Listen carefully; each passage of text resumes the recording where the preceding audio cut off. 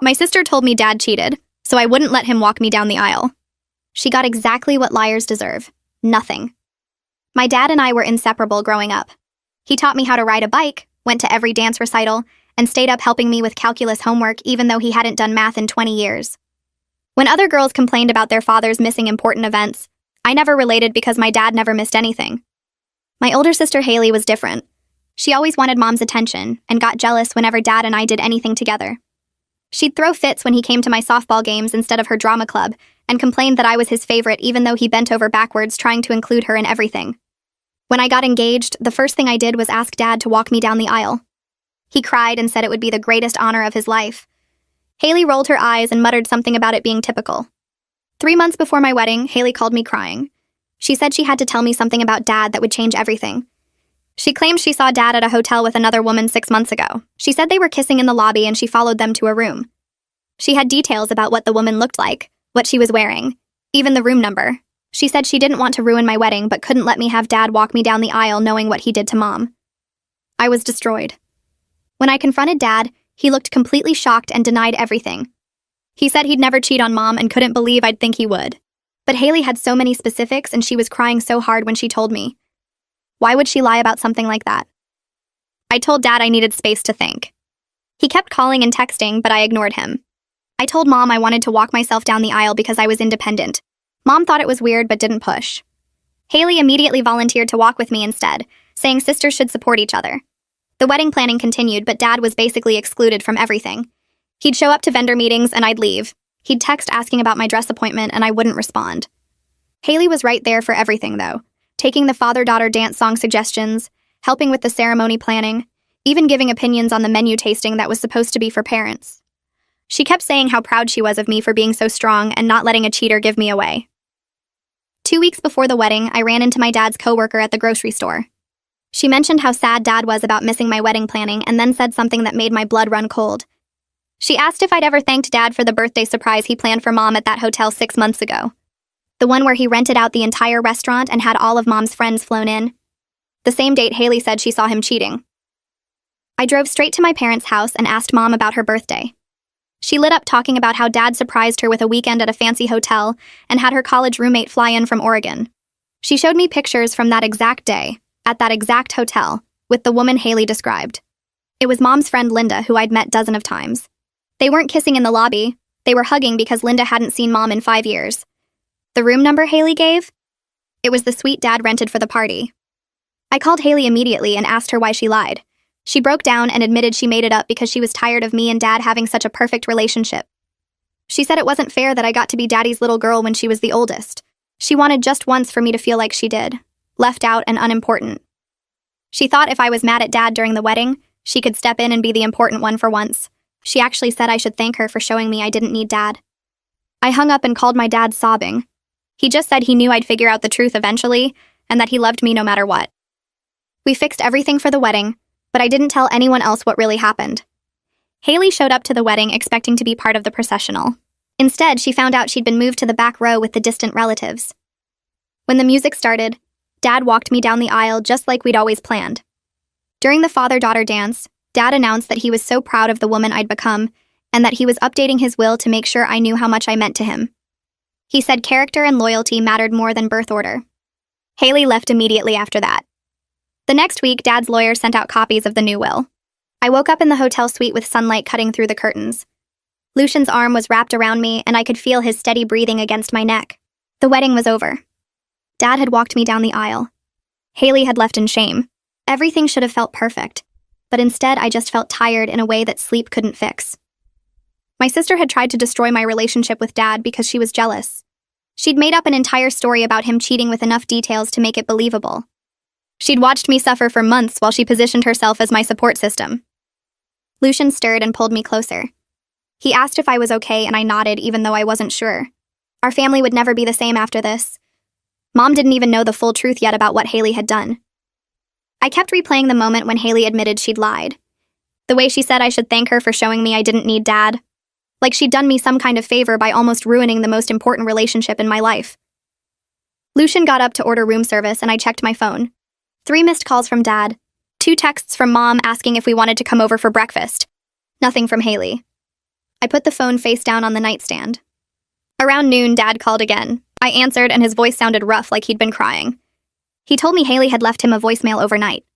She'd been crying and trying to apologize, but the words didn't make sense. She kept saying she was sorry and that she didn't mean for things to go this far. Dad said he listened to it 3 times, trying to understand how his daughter could do something like this. He told me what Haley did wasn't just lying. It was planned. She'd thought about it and decided that hurting him through me was worth it if it meant she got to feel important. He said he wasn't ready to talk to her yet. Maybe not for a long time. I told him I needed time too, and he said he understood. He asked if I was happy with how the wedding turned out, and I said yes. The parts that mattered were perfect. He told me he loved me and hung up. An hour later, Mom called. Her voice was different, tight and confused. She said Haley had shown up at their house at 7 in the morning, demanding to know what was in the new will. Mom had told her to leave, but Haley started yelling about how unfair it was that Dad changed everything just because I was his favorite. Mom asked what she was talking about. That's when it all came out. Haley broke down and admitted she'd lied about Dad cheating. She told Mom the whole story while standing in the driveway. How she'd made up the details about the hotel. How she'd used Mom's birthday party as the basis for her lie. How she'd spent months positioning herself to take Dad's place in my wedding. Mom said she couldn't believe it. She kept asking me if it was true, and I told her yes. Everything Haley said was a lie. Mom went quiet for a long time. Then she said she didn't know her own daughter. She asked how someone could be that jealous, that calculating. I didn't have an answer. Mom said she needed to go and hung up. 3 days later, Lucian and I got back from our mini honeymoon. We'd gone to a cabin upstate where there was no cell service. It was nice to be disconnected for a while. When we walked into our apartment, my phone started buzzing. 17 missed calls from Haley. I sat on the couch and opened my email. There was a long message from her with the subject line, "Please read this." She said she'd been going through a hard time, that she made a mistake. She wrote about how she'd always felt like the leftover daughter. How Dad's relationship with me made her feel invisible. She said she knew what she did was wrong, but she hoped I could understand where she was coming from. The whole email was about her feelings, her pain, her embarrassment at the wedding. There was nothing about what she'd actually done to me or Dad. No real acknowledgement of the manipulation. Just vague words about the situation and how she wished things had gone differently. Like it was all some accident instead of a choice she'd made over and over for months. I deleted the email without responding. The next evening, Maya came over with 2 bottles of wine. She hugged me at the door and said she'd been dying to talk about what happened. We sat on the couch and she poured us both a glass. She asked what I was going to do about Haley. The whole wedding party had seen the drama. They'd watched Haley leave after Dad's announcement. They'd asked Maya what happened and she didn't know what to tell them. I admitted I had no idea how to move forward. Haley had been willing to destroy my relationship with Dad just so she could feel important for once. Maya took a sip of wine and said something that made me stop. She pointed out this probably wasn't the first time Haley had manipulated situations. It was just the first time she got caught. I thought about all the times growing up when Haley had created drama. The times she'd told Mom that Dad promised to come to her drama club, but he swore he'd said no such thing. The times she'd gotten upset about plans that somehow always fell through. I'd always explained it away as normal sister stuff. But maybe Maya was right. Maybe I'd been seeing the pattern my whole life and just didn't want to believe it. A few days later, Dad's lawyer Fernanda called. She said she needed to schedule a meeting to go over the will changes. Then she mentioned that Haley had contacted her office trying to get information about the new terms. Fernanda had shut that down immediately. She reminded me that Dad had every right to distribute his assets based on character and trustworthiness. She said she'd seen families torn apart by money, and this wasn't about money. This was about Dad making it clear what values mattered to him. I thanked her and we scheduled a meeting for the following week. After I hung up, I felt both supported and sad. It shouldn't have come to this. Haley shouldn't have forced Dad to make such a public statement about her character. But she had, and now we all had to live with the consequences. 2 weeks after the wedding, Mom called and invited Lucian and me to dinner. When we got there, she made Dad's favorite pot roast. We sat at the table and made small talk about work and the honeymoon. Then Mom brought up Haley. She asked if I'd be willing to sit down with her and a family therapist. She said Haley was her daughter too, and she couldn't just cut her off. I understood where Mom was coming from, but I was hesitant. All of Haley's messages had been about her pain, her embarrassment, her hard time. There was no genuine remorse, just excuses. But Mom looked so heartbroken sitting there. Her eyes were red like she'd been crying before we arrived. I told her I'd think about it. Lucian squeezed my hand under the table. Dad didn't say anything, but I could see the tension in his jaw. The care package arrived on a Thursday.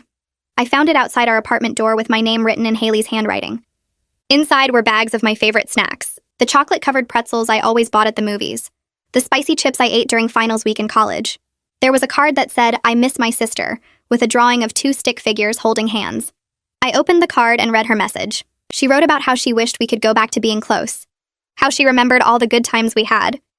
She said she was sorry about the situation and hoped we could move past the misunderstandings. I read it 3 times looking for a real apology, looking for her to name what she'd actually done. But there was nothing.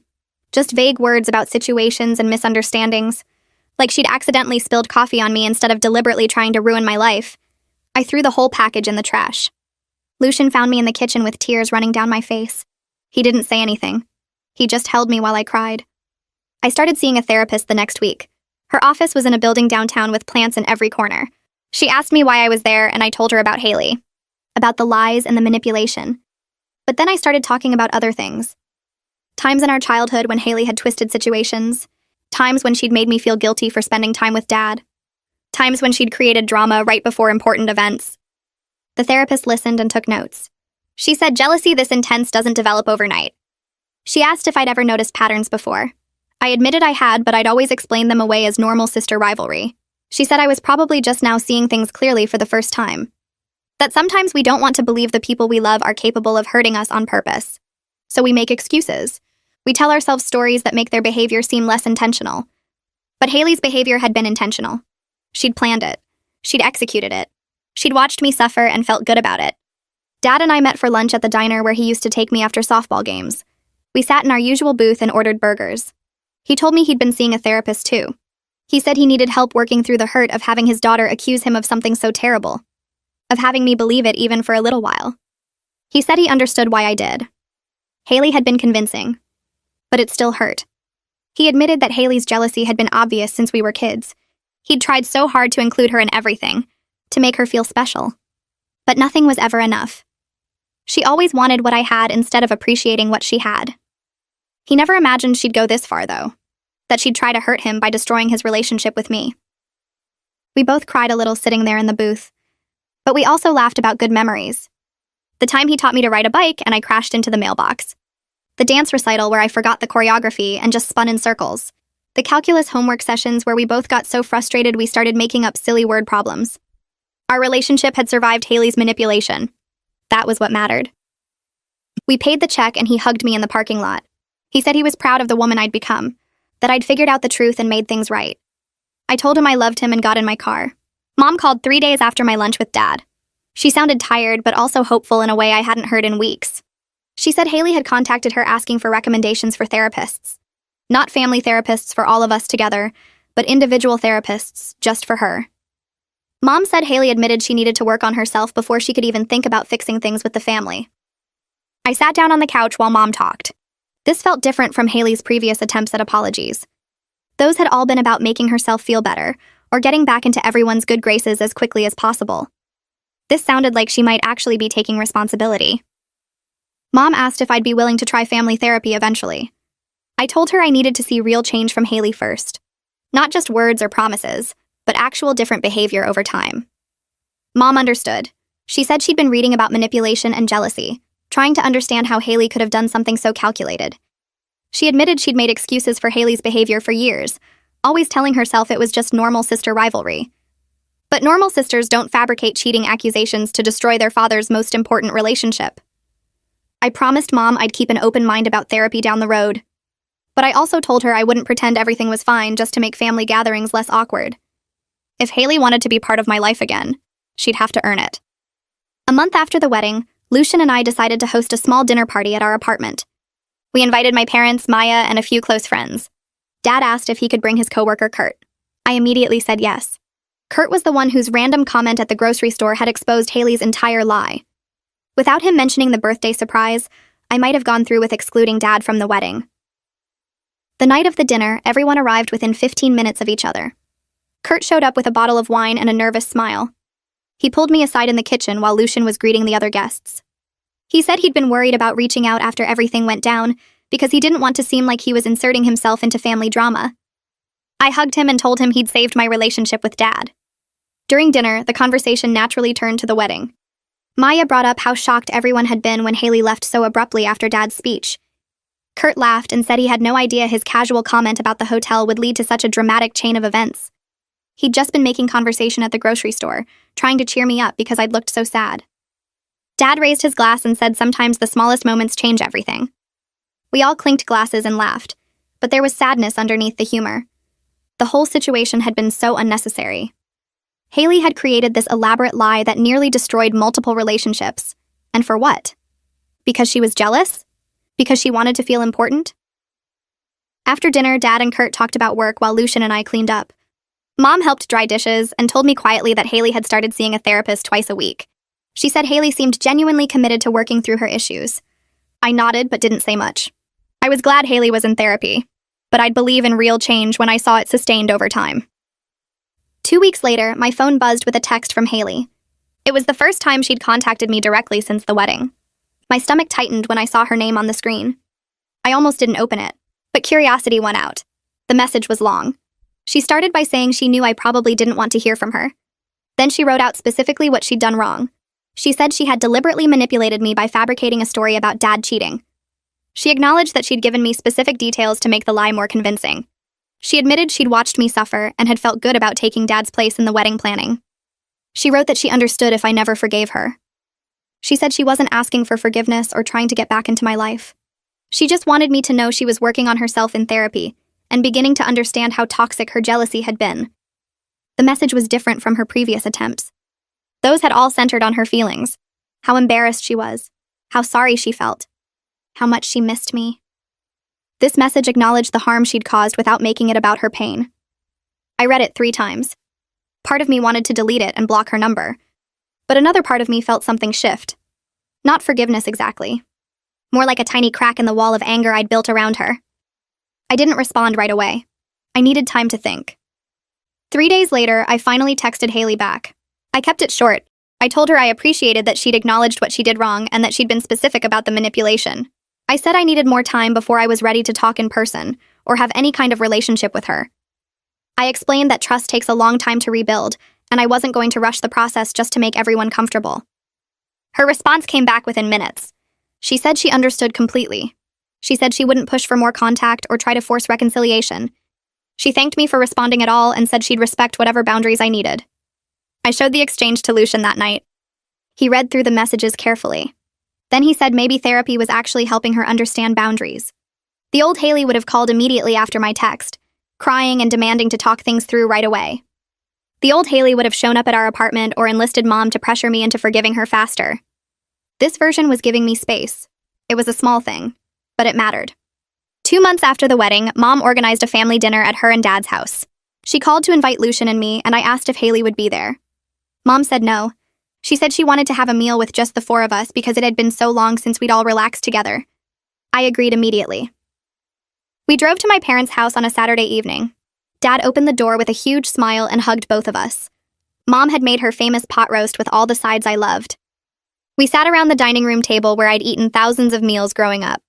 The difference was obvious within the first 10 minutes. There was no tension. No one was walking on eggshells or monitoring their words to avoid setting someone off. Dad told funny stories about his coworkers. Mom talked about her book club. Lucian and I shared details about setting up our apartment. We laughed easily and often. At one point, I looked around the table and felt a wave of sadness mixed with relief. This was what family dinners could be like without Haley's jealousy poisoning everything. Dad seemed more relaxed than I'd seen him in years. His shoulders weren't tight. He wasn't carefully measuring his attention to make sure no one felt left out. Mom was smiling genuinely instead of wearing the worried expression she usually had when trying to manage Haley's moods. It felt wonderful to enjoy my family without drama. But it also felt sad that peace required Haley's absence. After dinner, Dad and I did the dishes together like we used to. He asked how I was really doing with everything. I told him the truth. I was angry at Haley, but also grieving the sister relationship I'd thought we had. He nodded and said he understood. He admitted he was grieving too. Grieving the daughter he'd thought Haley was versus the person her actions had revealed her to be. Over the next few weeks, Haley sent me updates about her therapy progress. She didn't ask for responses. She didn't demand acknowledgement. She just sent brief messages every couple of weeks sharing what she was learning. Her therapist was helping her understand that jealousy had been her primary emotion for most of her life. She'd felt like she had to compete for attention and love, rather than understanding that Dad's love wasn't a limited resource. She wrote that this didn't excuse what she'd done. She said she was beginning to see a pattern in her behavior going back to childhood. Times when she'd created drama or manipulated situations to get attention. She admitted she was horrified looking back at some of the things she'd done over the years. I read each message but rarely responded. When I did reply, I kept it brief, usually just acknowledging that I'd received the message. Lucian asked me once if the updates bothered me. I told him they didn't. If anything, they made me feel like Haley might actually be doing real work instead of just performing remorse. The messages showed self-awareness and accountability without making me responsible for managing her feelings. 3 months after the wedding, I agreed to meet Haley for coffee. I chose a place downtown that was public and neutral. I told Lucian where I'd be and when to expect me home. I arrived 10 minutes early and picked a table near the window. Haley walked in exactly on time. She looked tired. Her hair was pulled back in a simple ponytail and she wasn't wearing makeup. She saw me and walked over slowly. She asked if she could sit down. I nodded. We both ordered coffee from the server. Neither of us spoke while we waited for the drinks to arrive. When they did, Haley wrapped her hands around her mug and stared at it for a long moment. Then she started talking. She apologized in person, with tears running down her face. But she didn't make her tears my responsibility. She didn't reach for my hand or ask me to comfort her. She just cried while she spoke. She told me about her therapy sessions, about the journaling her therapist had assigned where she had to write about every time she remembered creating drama out of jealousy. She said looking at the list had made her sick. She'd manipulated situations and twisted facts more times than she could count. She'd blamed everyone else for her feelings instead of taking responsibility for her choices. She said the lie about Dad cheating was the worst thing she'd done, but it wasn't the only manipulative thing. It was just the one that finally had real consequences. I listened without interrupting. When she finished, I took a sip of my coffee. Then I told her I appreciated the apology. I said I could see she was working on herself and that mattered. But I also told her trust doesn't come back quickly. She'd deliberately tried to destroy my relationship with Dad during one of the most important times of my life. That kind of betrayal doesn't heal in a few months of therapy. Haley nodded. She said she didn't expect me to trust her again quickly. She said she understood she'd destroyed something precious through her own actions. She wasn't asking to be in my life the same way as before. She just hoped that eventually, maybe we could rebuild something honest, even if it looked completely different from what we'd had. Her humility surprised me. The old Haley would have pushed for immediate forgiveness. She would have made promises about how different things would be, and expected me to accept them at face value. This version seemed to understand that words meant nothing without sustained changed behavior. I told her I was willing to try rebuilding a relationship, but it would take time. She thanked me, and we finished our coffee talking about neutral topics. When we left, she hugged me briefly. It felt awkward but not hostile. That evening, I called Dad and told him about the coffee meeting. He said Haley had been sending him similar updates about her therapy. He sounded cautiously hopeful, but also realistic. He said trust had to be earned back through consistent behavior over time, not just through words and therapy insights. Anyone could say the right things. The real test was whether Haley could maintain this growth long-term, or if she'd slip back into old patterns once the immediate consequences faded. We talked about moving forward slowly as a family. Dad said he wasn't ready to have Haley at family dinners yet. He needed more time to work through his own hurt. I told him I understood completely. We agreed to take things one step at a time and see if Haley could prove through her actions that she'd actually changed. 4 months after the wedding, Mom scheduled a family therapy session. She'd found a counselor who worked with families dealing with serious betrayals and manipulation. The appointment was on a Tuesday afternoon. Lucian offered to come with me for support, but I told him this was something I needed to do with just my immediate family. The therapist's office was in a building near the hospital. The waiting room had comfortable chairs and calming artwork on the walls. Mom and Dad arrived first. Then Haley came in a few minutes later. We all sat in the waiting room not talking until the therapist called us back. Her name was Dr. Smith. She had kind eyes and a calm presence. She asked us to sit wherever we felt comfortable. I sat between Mom and Dad. Haley sat across from us. Dr. Smith explained that this first session would focus on everyone sharing their perspective on what happened and how it affected them. She said the goal wasn't to fix everything today, but to start building a foundation for honest communication. Haley spoke first. She took full responsibility for fabricating the cheating story. She didn't deflect or make excuses. She explained that her jealousy had driven her to hurt the people she loved most. She said she understood why Dad had changed his will and that she deserved the consequences of her actions. Mom cried hearing Haley finally acknowledge the full extent of what she'd done. Dad remained quiet through most of the session, but he nodded when Haley talked about consequences. I shared how the betrayal had made me question every interaction we'd ever had, how I'd started seeing patterns of manipulation going back years. Dr. Smith listened carefully to everyone. Then she said healing from this kind of betrayal would take time and consistent effort. She said Haley's individual therapy was important, but the family also needed to learn new ways of communicating that didn't rely on old toxic patterns. We scheduled another session for 2 weeks later. When we left, Haley thanked everyone for coming. Dad put his hand on her shoulder briefly but didn't say anything. It was a small gesture, but it felt significant. The following week, Dr. Smith scheduled our second family therapy session. This time the office felt less strange when we walked in. Mom sat in the middle between Dad and me. Haley took the same chair across from us. Dr. Smith started by asking how everyone processed the previous session. Haley spoke up right away and said she'd been thinking a lot about family roles and how we all got stuck in patterns that hurt everyone. She explained that her therapist was helping her see how the favorite child and problem child labels became toxic over years. Dr. Smith nodded and asked the rest of us to share our thoughts. I admitted that I'd been Dad's favorite and never questioned whether that dynamic was fair or healthy. Dad looked uncomfortable, but agreed that he'd contributed to the problem by not recognizing how his special bond with me made Haley feel we're excluded. Mom wiped her eyes and said she'd tried to balance things but ended up just managing the tension instead of addressing the real issues. Dr. Smith walked us through exercises about setting boundaries that didn't depend on competition or comparison. She explained that families function better when relationships aren't ranked and when love isn't treated like a limited resource. We practiced new ways of talking about our feelings without blaming or attacking. Haley did well with the exercises and didn't get defensive when Dad brought up specific examples of her past behavior. The session lasted 90 minutes and ended with homework assignments for everyone. Dr. Smith wanted us to practice direct communication and to notice when we fell back into old patterns. Over the next few weeks, Haley started reaching out to me in ways that felt different from before. She texted to ask how my job was going and actually remembered details I'd mentioned in previous conversations. She sent me an article about something I was interested in without making it about herself. When we talked on the phone, she asked about Lucian and our life together instead of immediately steering the conversation to her own problems. She shared things about her therapy journey but didn't make me responsible for fixing her or validating her progress. One afternoon, she called just to say she'd been thinking about a time we went to the beach as kids and how she'd ruined the day by throwing a fit when Dad helped me build a sandcastle. She said she was starting to see patterns she'd never recognized before, and it was hard but necessary work. The conversations felt awkward sometimes because we were learning how to relate without competition as the foundation. But the awkwardness felt more honest than the fake closeness we'd pretended to have before. She didn't ask about Dad constantly or try to get information about his feelings toward her. She focused on building something real with me that wasn't about winning his attention. 5 months after the wedding, Dad called and asked if he could stop by our apartment. Lucian was at work, so it was just the two of us sitting at our kitchen table with coffee. Dad looked thoughtful and a little nervous. He told me he'd been meeting with Fernanda to discuss the will again. He said Haley's consistent effort and genuine change over the past months had made him reconsider the distribution. I felt my stomach tighten because I didn't want to have this conversation. Dad explained that he wasn't rushing to fix everything just because Haley had been in therapy for a few months. He said character had to be proven through sustained behavior over time, not through crisis apologies or temporary good behavior.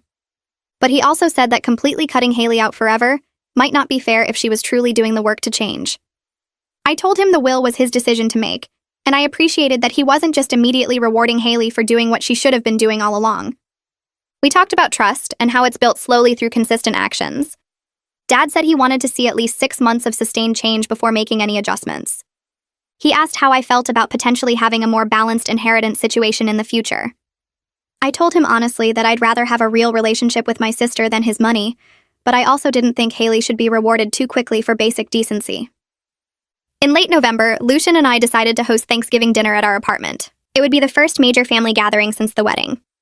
I called Mom and Dad to invite them, then took a deep breath and called Haley. She sounded surprised and asked if I was sure I wanted her there.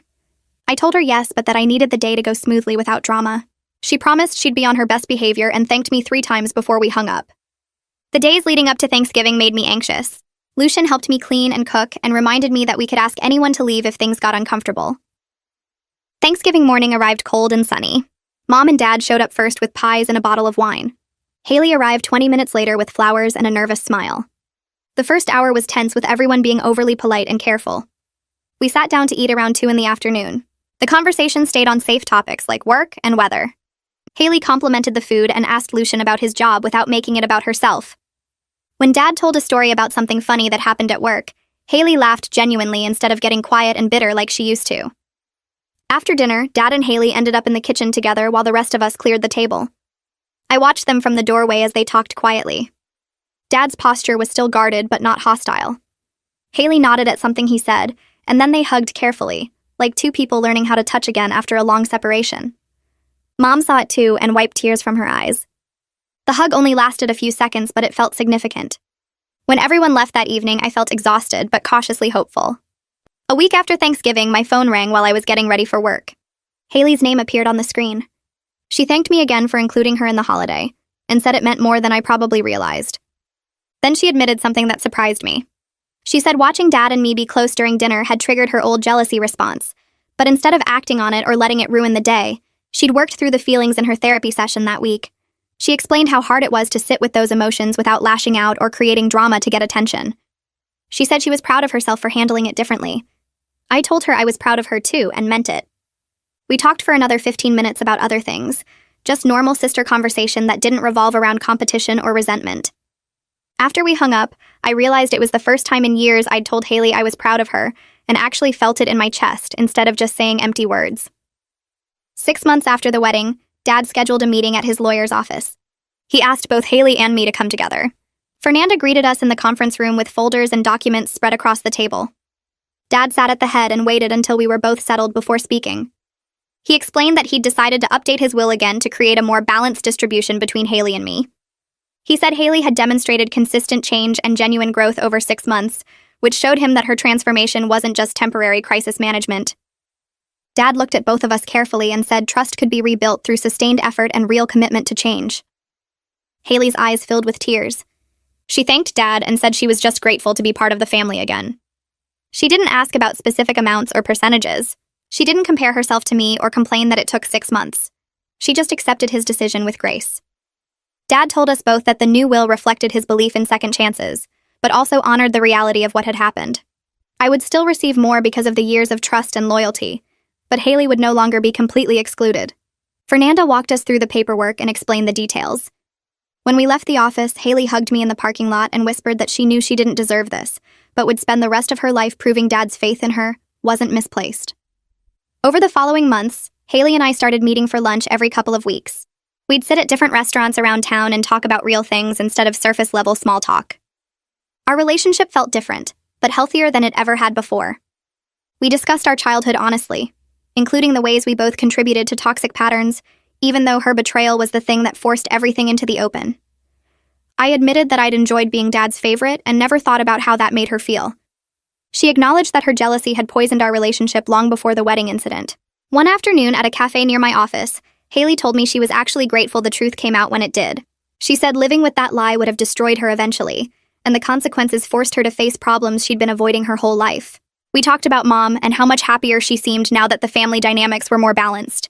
We made plans for future holidays and discussed what healthy boundaries looked like going forward.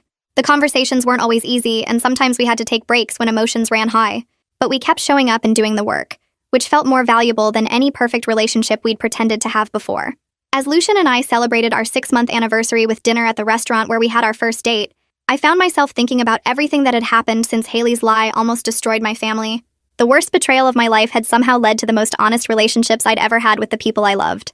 Dad and I were still close, maybe even closer now because we'd survived something that could have permanently damaged us.